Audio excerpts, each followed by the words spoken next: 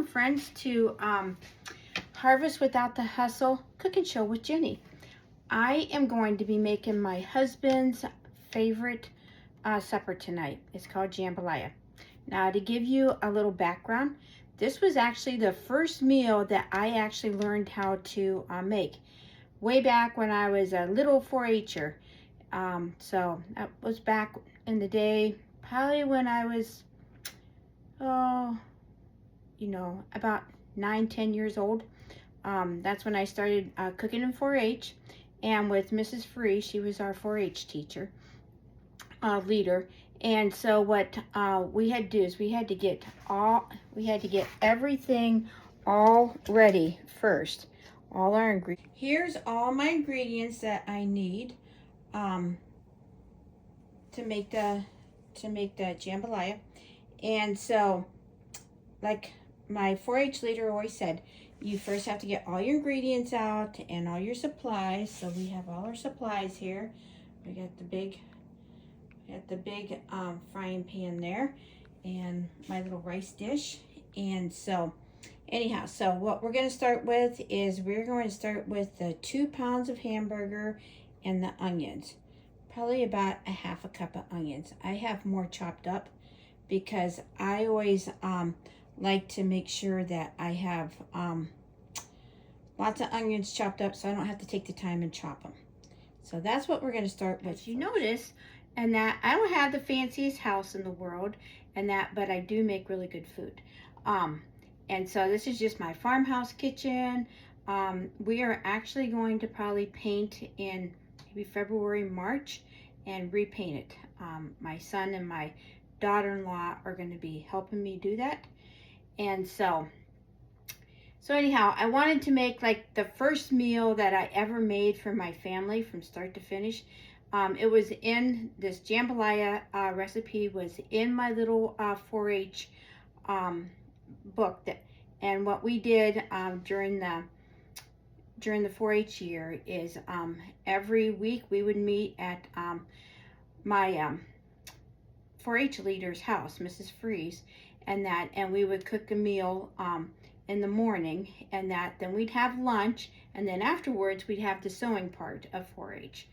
And so this was and then at the end of the year, the summer, and that before the fair, you had to make a meal and serve it to your family and then take pictures of it, and then that was part of your 4-H record book, and it was also part of your 4-H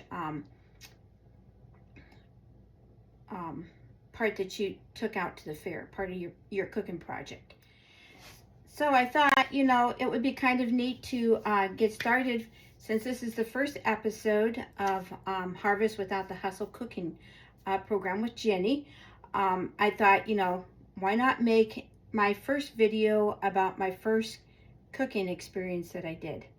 Now, I have gotten a lot better at this. So, with this, the first time I made it for my family, my brothers can probably tell you, it probably wasn't that good. But this is one of my husband's favorite meals, like I said.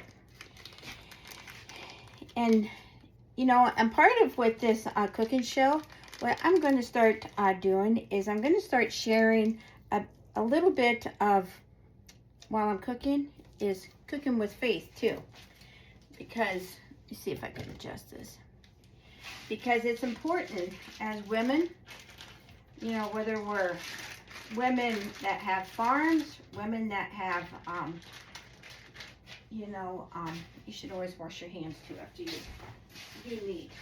So, like wash your hands there. And so you should always know who you are with God, okay? If you get your identity right with God, I tell you, you can just have a lot of mental stability. You can start getting your mental health in order.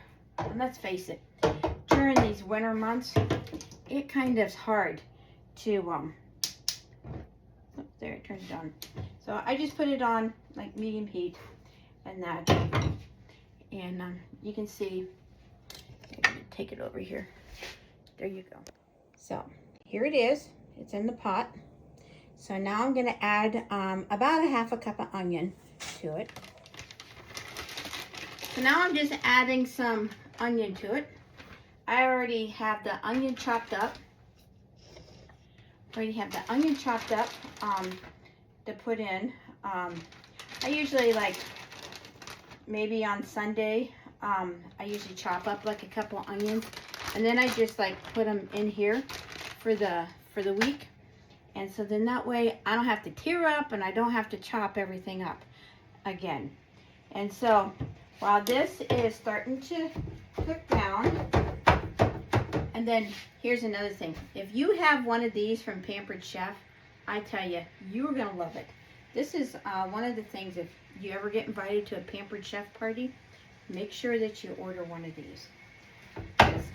It is just like the best thing to do, to have as you make any kind of like hamburger dish. Because you can just twist it and it just breaks up the meat so much nicer. So. Oops. Whoa. And that, so.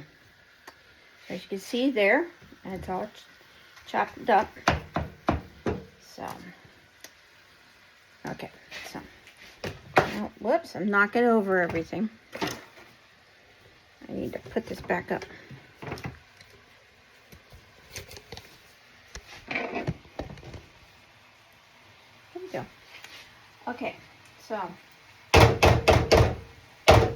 get the meat off there. So, like I said, the next thing you're going to do is you are going to add your spices.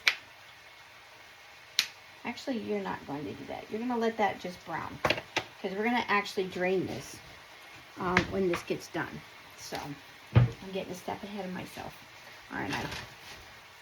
And that I probably need a little bit better lighting, but you know what? Sometimes you just have to start. You just have to have a starting point. So that's what I finally decided, you know, because I've been putting this off. You know, God actually told me to do this show because what he wants his daughters to be, he wants his daughters to, you know, be able to make a nice meal for their families without going broke. So you don't have to need fancy ingredients to cook along with me. But what he really wants you to do is be fed, to know who you are in God, okay? Because if you don't know your identity with God, then you're going to always be in fear, you're going to be in anxiety, and you're going to be having like inferior complexes, and you're going to be kind of like stressed out and nervous. And so when I figured out who I was in God, who God was and who God is to me, I tell you, my life started going better. I wasn't so stressed out. You know, and so I wanted to share that with you. And you might be asking yourself, well, that's great, Jenny, but what is my identity with God? Well, your identity with God is that he created you, okay? He created you. Oh, and I'm just putting in 2 cups of regular water into a pan, okay? And for my rice. So we're just going to wait till that gets boiling, and then what we'll do is we'll add the 2 cups of rice to that. Okay, so this is easy. It's 2 cups of water, 2 cups of rice. And it's just minute rice. Now, if you were going to make this a little more healthier, I would probably cook some brown rice ahead of time in your rice cooker. About 2 cups worth. That's about all you need. That's what I would do. So, yeah, so while that's going, we're doing that, then, you know, we're just going to talk about your identity. Now, my favorite, kind of the verses that kind of helped me figure out who my identity was in Psalms. I believe it's 134. That's where God tells you that He created you while you're still in your mother's womb, that He knit you together in your mother's womb. Okay, that's very important because He took the creator of the world, of everything, of you and me, took time to create each and every one of us individually. So that's kind of what knocks out comparison to others.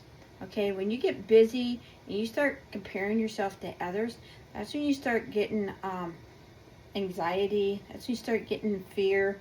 That's when you start having all these inferiority complexes, you know, where you don't think you're enough. And that's where you can capture that thought and you can say, no, God made me unique. He took time and He knitted me in my mother's womb. Have any of you ever knitted before? Because that's another thing I learned in 4-H. I learned how to knit.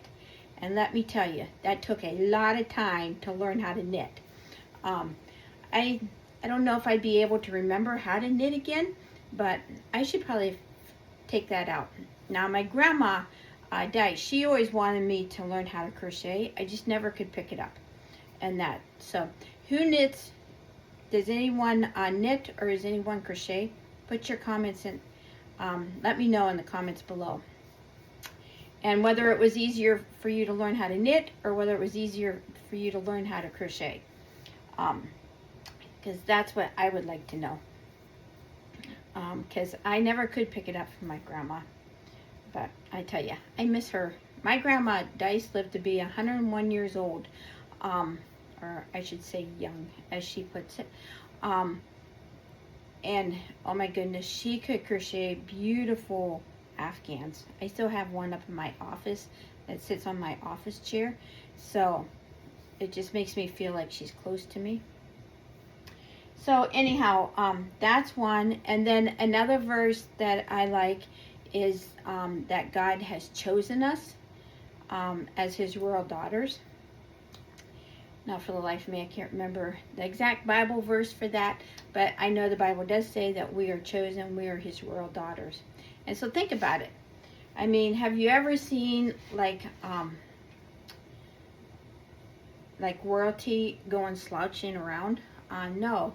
They stand up, you know, my pants are getting loose. They stand up with their shoulders back and with their head held high because, you know, you can't hold a crown on your head if you're slumped over with it going down. So, as a royal daughter of God, we stand up and we know who we are. That is one thing that is important. And once you actually start thinking like that, you're going to find yourself, you're going to have a little more pep in your step, and you're going to have a little more confidence. Or at least it has helped for me. And then, how do you actually get to that step? See, my water is boiling now, so I'm going to just pour this in. Just poured the rice in the water, and I'm just going to stir it here for a little bit, and then shut it off, and then I'm going to put a lid on it. See, I forgot to get my lid. There we go. So we got the rice going. It's off. Then you're just going to let that rice sit there for about 5 minutes. That's why it's called minute rice. Okay. Now, like I said, if you're going to make it a little bit healthier, I would make it with brown rice. But my husband, he doesn't like it with brown rice. But if I was going to redo it, that's how I would do it. I would probably do it with brown rice. So, okay. So, like I said, we're going to keep cutting this up here in my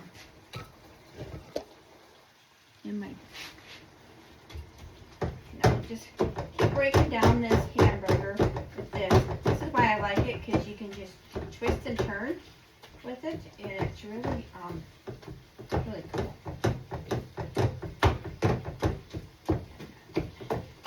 And then I don't know if you can see, but look how that's breaking down this neat little pampered chef.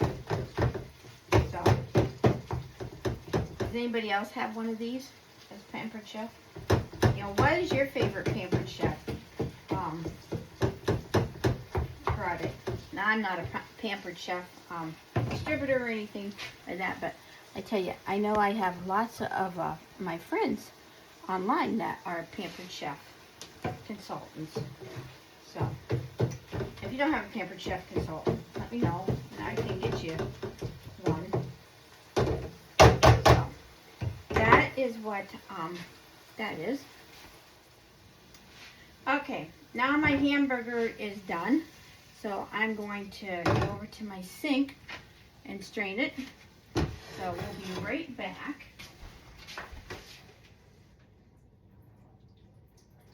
We'll just make sure and get all the grease out.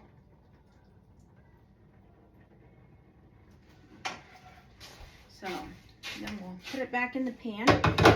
And then this is where we start adding all the goodies. So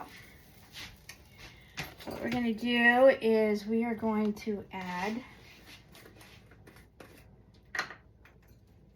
about 3 teaspoons of garlic, because I always say the more garlic the better. I love garlic powder.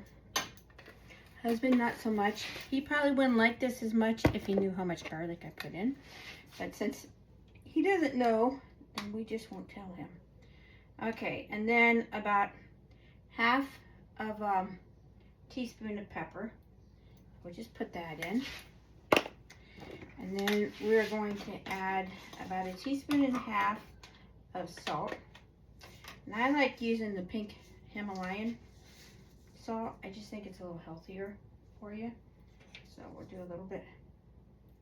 Like in my bacon and that, I use then I use the regular salt. But for this, I just do that. Okay. And then what we're going to do is, I'm just going to stir that together. Kind of get that blending here. And then what we're going to do is we're going to open up 4 of these. They are 4 of the 14.5 ounces. Now, if you can, I've ran out of stewed tomatoes already. And so I usually put in, if I've made this like ahead of time, like say like I would make it like earlier in the afternoon, like around 4 or 5, because like I have a meeting, I have to go somewhere or something. Then I add like, I usually add like 1 quart of tomatoes and maybe 1.5 quarts of tomatoes, of stewed tomatoes, if I'm canning. But, and sometimes it just depends. Sometimes I'll even add up to like 2 quarts of tomatoes, because the rice in here is going to soak up. The longer that you have it sitting around, the rice will just keep plumping up with the juice. So, for some reason this is not getting cut off. I have such problems. Ah. Yeah. The last I'll learn, I'm a very messy cook. And so I'm going to add 4 of those. There's the first one. No, I'm horrible. I don't take off my labels or anything. And because they just all go in the trash anyhow. So let's see. So get that. Hopefully without getting my finger cut. I've done that before. Here's the second one. And this actually has basil, garlic, and oregano, so it's Del Monte. And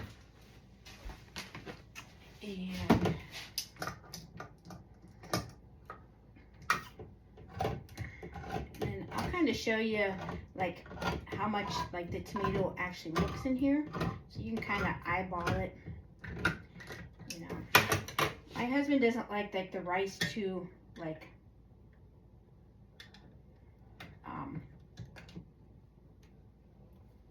plump full. He likes some of the juice left in there. So there's 3.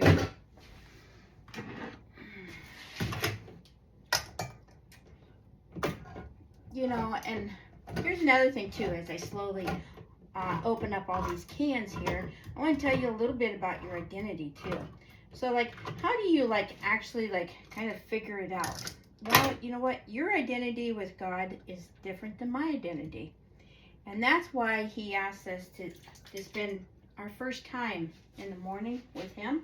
And I tell you, if you do that, you'll be amazed how much better your day will start. So I'm just gonna, that's about how much it's gonna look when you get done adding it. And so we're just gonna take my spoon and just add that. And let's see. And then we'll turn this back on. And then to that, we're gonna add, I already have it measured out, but it's 3 tablespoons of brown sugar. Now, I have been trying to get my husband to eat a little healthier, and so I am kind of experimenting, instead of putting brown sugar in, with maple syrup. And I don't think I've quite got the right measurement of maple syrup, because he's still complaining that he doesn't like it that way, but I'm going to still keep doing it. But for tonight, we're making it just like the old recipe said to do. And you know, jambalaya is a little sweetened, it's a sweetened more meat dish, so that's why you put the brown sugar in. Okay, and let's see, and that's just gonna kind of cook through. And then what we're gonna do is we're gonna see if our rice is ready. Now, to see if rice is ready, should look like that. No more like water left in there, so you can see down in there. And then what I'm going to do is I'm going to add about 3/4 of this in that. So I only have about that much left of it. And then we're going to stir that too. Stir that rice in there. Now he just came in and told me he has 2 fresh cows with 2 heifer calves. So he's gonna have to stay out there till like 8 o'clock when they're all done. So he is not probably gonna get in here much before 8:30 and that. So that's why I didn't add all that rice, because otherwise it's gonna be too much and it will suck up all the juice. And you don't want that, because then I'll have a crabby husband. And then in the meanwhile, what I'm going to do is I'm going to just save this rice and that, and then I can make like a quick little stir fry for us one night, and I'll have my rice all cooked, and so then I'll just add like a bag of stir fried veggies all into that, and we'll have, and then I'll just add like some chicken into that. And so that's sometimes how you can make like one meal into like maybe 2 without having to do all the cooking.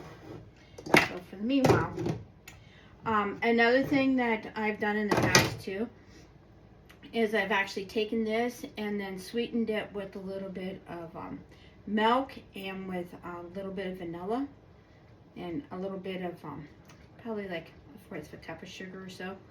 Taken that and then made like a little rice pudding with that. So that's another idea you can do. But yeah, so he is, and then I'm gonna put the recipe in the description.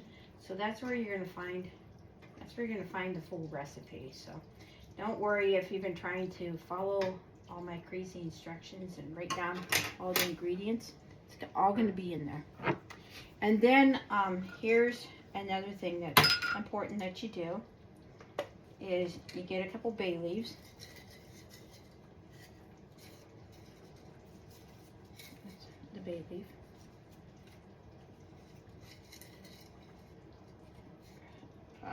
See if I can get it. And then you're just going to stick it in. And what the bay leaf actually does is it actually soaks up any of the excess grease that's in your jambalaya. And so it's bubbling now, so I'm just gonna shut it off. And then and what that does, and then before you serve it, you just take out the bay leaves. So because chomping on a bay leaf doesn't really taste that good. It won't hurt you, but it doesn't really taste that good. Let me know. Let me tell you, hubby will let me know if I don't take them out. And then what I'll do is I'm just going to put the lid back on it. So first I'm just going to taste it. Just make sure I have the seasonings down right. So, yes. So let's see if it's good. Add a little tomatoes there. Perfect. He's going to like that. So good. Now, what I serve this with, I do like a nice fresh salad with it. Sometimes I do like some bread with it, so he can have something to soak it up with. Or sometimes I do like a vegetable, like broccoli or something, like some steamed broccoli with some butter over it. Those are all good things. A lot of times he just likes it with some bread or with the salad. That's usually what he likes it with. So I'll probably just do a quick salad with it tonight, and yeah, it'll be good. And so getting back to the identity part, here's why it's important to really figure out your identity. Because without your identity, you're going to get lost in who you are. You're going to start hearing all these skunk thoughts, like I'm not enough, I can't do stuff. You're going to start comparing yourself to other people, and it's just going to keep you down on a down roller coaster. Because once you know who you are in Christ, then you can start having the mindset of Christ, and you can start capturing those negative skunk thoughts that stink you up. Because if you're walking around negative and you're always complaining about something, people aren't going to want to be around you, okay? That's why they're called skunk thoughts. So skunk thoughts are lies from the enemy, because when you know who you are in God, that you are a chosen and beloved daughter, that he created you just the way you are, okay? And that's something that I had to deal with a lot. I had to get that stinking skunk thought out of my head and actually believe that I was created in the image of God, and he created me just who I am supposed to be. So, yeah, I am probably never going to be that, I am never going to be that skinny blonde, because let's face it, he made me strong. He made me just who I am, so that I could be that farm wife that could do all that work in my early years. And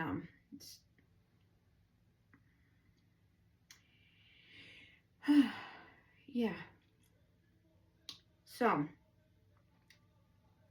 let's go back and let's just recap, okay? Jambalaya is kind of like a mixture dish of like a whole bunch of stuff thrown together. But when you get to the end of it, it's a very nice, yummy, savory dish. Savory with just a bit of sweetness. And I think that's kind of how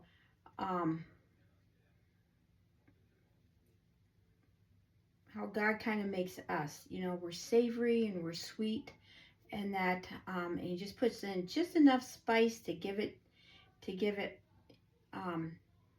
just a unique flavor, so that we're each unique. I mean, because God says, you're unique to the hairs on your head, to the thumbprints that he gives us. I mean, everybody has a different thumbprint, and that. So, and you're going to find your identity with God. It's going to be different from that of your best friend, from that of your sister, from that of your mother. you're going to have a different walk with God, and that's okay. And that because that's how he created us to be. He created us to have different walks um, with him, and he gives us each a purpose and a calling when he's knitting us inside our mother's womb. And he already has a predestined plan for you before you are ever born. And once you actually say yes to him, that yes, I am your daughter, I am your chosen one, then that's when you can start being transformed. Like in Romans 12:2 says, you can start being transformed into the new person. You can start being transformed into having Christ's mind. Once accept Jesus as your Lord and Savior, and you start learning, you start spending time with God in prayer every day and in the Bible. And, and when you start feeling like a discouraged thought come up, then all you have to do is just quickly grasp that thought. And then, because that thought is a lie from the enemy. If it's negative, if it's got you in fear, doubt, stress, then that's a lie from the enemy, because God only speaks in love. He only speaks in words that are going to get you more courage, that are going to get you to moving forward, closer to him. So when you start hearing all those doubts or a comparison thought, then that's from the enemy. He's trying to get you sidestepping from away from the path that God has created for you, that God's leading you on.